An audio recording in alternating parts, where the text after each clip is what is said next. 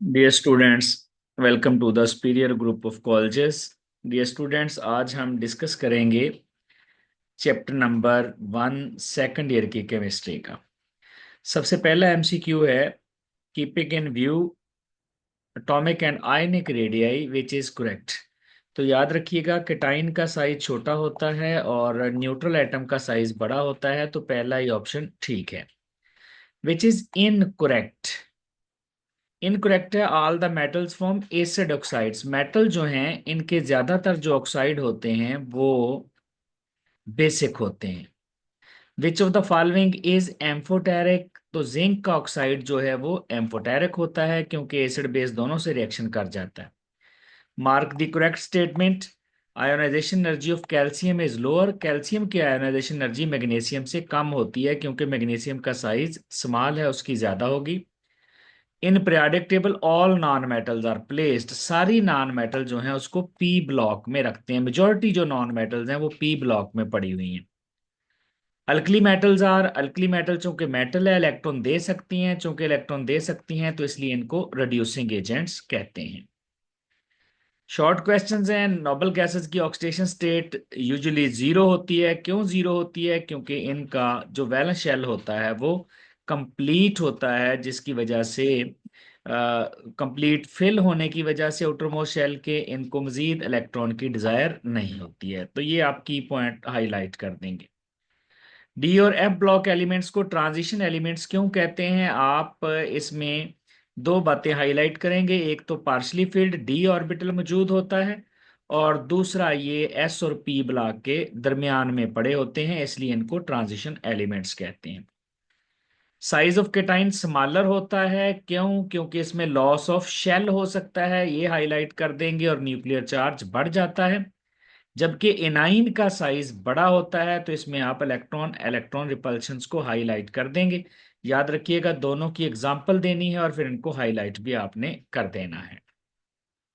इसके बाद है इलेक्ट्रॉन फिनिटी पीरियड्स में कैसे वेरी करती है। तो ये पीरियड में इंक्रीज करती है, इसको हाईलाइट कर देंगे और इन दो पॉइंट्स को लिख देंगे कि इस वजह से ये इंक्रीज करती है। कुछ फैमिलीज पीरियोडिक टेबल की मेंशन करनी है नेक्स्ट क्वेश्चन में। तो ये फैमिलीज हैं, alkali metals, alkaline earth metals, halogens हैं, नोबल गैसेस है, चेल्कोजेंस हैं। हर एक में आप उनके ग्रुप को यहाँ पर हाईलाइट कर देंगे ताकि देखने से ही पता चल जाए ये कौन सा ग्रुप है। बायोक्साइड्स ऑफ मेटल्स आर बेसिक, क्योंकि ये वाटर में डिसॉल्व होने के बाद बेस बनाते हैं, इक्वेशन जरूर देंगे। और नॉन मेटल के एसिडिक है क्योंकि वाटर में एसिड बनाते हैं, इसकी भी आप इक्वेशन जरूर देंगे। व्हाट्स हाइड्रेशन एनर्जी, इसको डिफाइन करेंगे।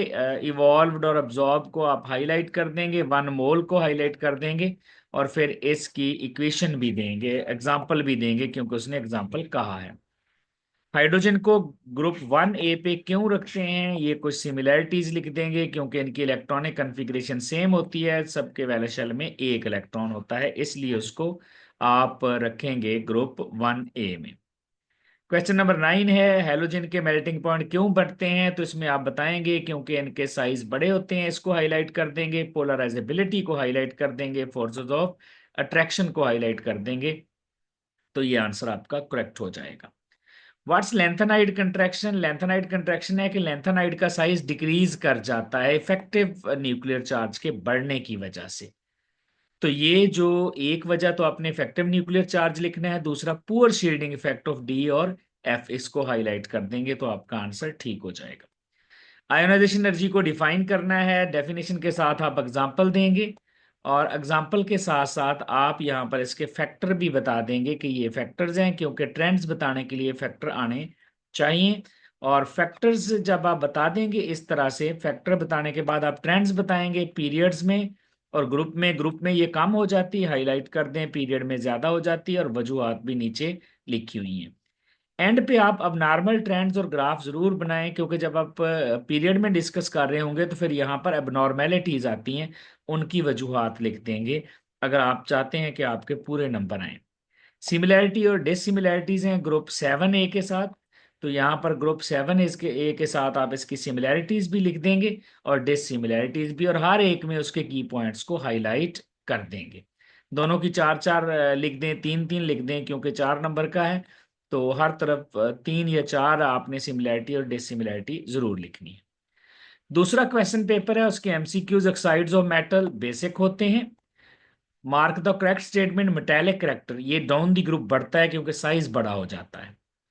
Least melting point will be of, किसका होगा? मैग्नीशियम का, क्योंकि इसकी लूज हेक्सागोनल स्ट्रक्चर होती है, विच इज करेक्ट। हाइड्रोजन को ग्रुप 1A 4A और 7A पे रख सकते हैं, ये करेक्ट है। Which of the following is more acidic, देखें जिसमें जितने ज्यादा ऑक्सीजन होते हैं वो उतना ही ज्यादा एसिडिक होता है। Hydration energy will be maximum, hydration energy उसकी ज्यादा होती है जिसकी चार्ज डेंसिटी ज्यादा होती है। इसके बाद आ जाएंगे शॉर्ट क्वेश्चन। शॉर्ट क्वेश्चन में पहला है पॉलीमेरिक।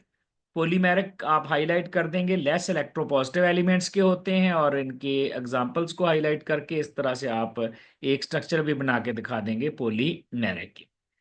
इलेक्ट्रॉन एफिनिटी की डेफिनेशन है एनर्जी रिलीज एब्जॉर्ब को, और 1 मोल को आप जो है वो हाईलाइट कर देंगे और फिर इसकी भी एग्जांपल दे देंगे, इसके यूनिट्स भी लिख देंगे, किलो जूल पर मोल। डायमंड नॉन कंडक्टर है, ग्रेफाइट कंडक्टर है, तो आपने दोनों में हाइब्रिडाइजेशन का जिक्र कर देना है कि डायमंड में sp3 और 4 के 4 बाड बने हुए हैं, कोई फ्री इलेक्ट्रॉन नहीं है, नो फ्री इलेक्ट्रॉन। ग्रेफाइट में sp2 है तो एक इलेक्ट्रॉन फ्री होगा, ये आप की पॉइंट हाईलाइट कर देंगे। फिर है कि चौथे और पांचवें पीरियड के आप फीचर्स बताएं, तो दोनों में 18 एलिमेंट्स होते हैं, दोनों को लॉन्ग पीरियड कहते हैं, कहाँ कहाँ से स्टार्ट होते हैं कहाँ एंड होते हैं ये लिख देंगे। और फिर इन जो 18 एलिमेंट्स हैं इनकी क्लासिफिकेशन है कि इसमें 8 नॉर्मल है और 10 ट्रांजिशन एलिमेंट्स हैं। नेक्स्ट है डुब्रीनर लॉ ऑफ ट्राइएड्स है। एक तो डुब्रीनर में आप बताएंगे कि ये है क्या, इसने 3 3 के ग्रुप बनाए थे, इसको हाईलाइट कर देंगे। और फिर बताएंगे कि इसमें जो atomic mass of the central element है वो एवरेज होगा बाकी दो की। और फिर कोई एक आप यहाँ पर एग्जांपल दे देंगे, लिथियम सोडियम पोटेशियम की दे दें, या फिर आप क्लोरीन ब्रोमीन और आयोडीन की एग्जांपल दे दें, दोनों में से कोई एक एग्जांपल दे दें। सेकंड आयोनाइजेशन एनर्जी क्यों ज्यादा होती है आप हाईलाइट कर देंगे, क्योंकि सेकंड जो इलेक्ट्रॉन है वो यूनी पॉजिटिव आयन से निकलता है जिसका इफेक्टिव न्यूक्लियर चार्ज ज्यादा है और साइज स्मॉल है, एग्जांपल जरूर देंगे यहां पर भी। उसके बाद है PbCl2 मेनली आयनिक है, तो आप बताएंगे कि higher oxidation state lower oxidation state में आयनिक होता है, हायर ऑक्सीडेशन स्टेट में कवलेंट होता है, हाईलाइट कर देंगे। और फिर बताएंगे कि हायर ऑक्सीडेशन स्टेट में पोलराइजिंग पावर बढ़ती है जो कि कवलेंट करेक्टर को बढ़ा देती है। ब्रिलियम ऑक्साइड एम्फोटेरिक है, तो आपने यहाँ पर दोनों रिएक्शन लिखने हैं और बोल्ड कर देने हैं एसिड और बेस के साथ। Electron affinity define, second electron affinity ज्यादा क्यों होती है, आपने पहले तो फर्स्ट इलेक्ट्रॉन अफिनिटी लिखनी है वैल्यू, फिर बताना है कि सेकंड इलेक्ट्रॉन यूनी नेगेटिव को हाईलाइट करना है, इन कमिंग इलेक्ट्रॉन रिपेल होता है और एनर्जी एब्जॉर्ब होती है, और फिर आपने एग्जांपल भी यहाँ पर दे देनी है। उसके बाद है दो इम्प्रूवमेंट बताएं बताएं जो मूजले ने की थी मेंडलीव के पीरियोडिक टेबल में। एक तो उसने आइसोटोप की पोजीशन बता दी थी, लैंथेनाइड एक्टिनाइड की पोजीशन बता दी थी, मिसफिट एलिमेंट्स को ठीक कर दिया था, हाइड्रोजन की पोजीशन बता दी थी। इस तरह से आप एक एक्स्ट्रा बताएंगे ताकि कोई गलत भी हो जाए तो नंबर कटने का चांस ना हो। इसके बाद लॉन्ग क्वेश्चन है, टॉमिक रेडियस आप डिफाइन करेंगे टॉमिक रेडियस को और इसके ट्रेंड्स बताएंगे, ग्रुप में भी बता देंगे, ग्रुप में बताएंगे कि ये इंक्रीज करता है, हाईलाइट कर देंगे और वजूहात भी नीचे लिख देंगे, रीजंस क्या है इसकी। और फिर ये पीरियड में डिक्रीज करता है और इसकी भी रीजंस लिख देंगे सारी। इसके बाद है कि मेल्टिंग पॉइंट और बॉइलिंग पॉइंट वेरी करते हैं अक्रॉस पीरियड्स। तो मेल्टिंग पॉइंट बॉइलिंग पॉइंट आप जो है वो डिस्कस करेंगे इन पीरियड्स। पीरियड में पहले 1 से 4 तक डिस्कशन करेंगे और उसकी रीजन बताएंगे क्यों बढ़ रहे हैं, और 5 से 8 तक कम हो रहे हैं तो उसकी भी आप रीजन बता देंगे, उनको हाईलाइट कर देंगे कि यहाँ पर साइज ऑफ मॉलिक्यूल जो है वो डिक्रीज कर रहा होता है, पोलराइजेबिलिटी है, लंदन डिस्पर्सिव फोर्सेस हैं। इसी तरह ग्रुप्स में पहले और दूसरे ग्रुप की एग्जांपल देंगे और फिर 7वें और 8वें की, और ये ग्राफ भी बने, अगर आप बना सकें तो अच्छा इंप्रेशन जाएगा और आपको फुल नंबर मिलने के चांस बन जाएंगे। तो ये थी डियर स्टूडेंट्स हमारे आज के टेस्ट की discussion. Thank you very much.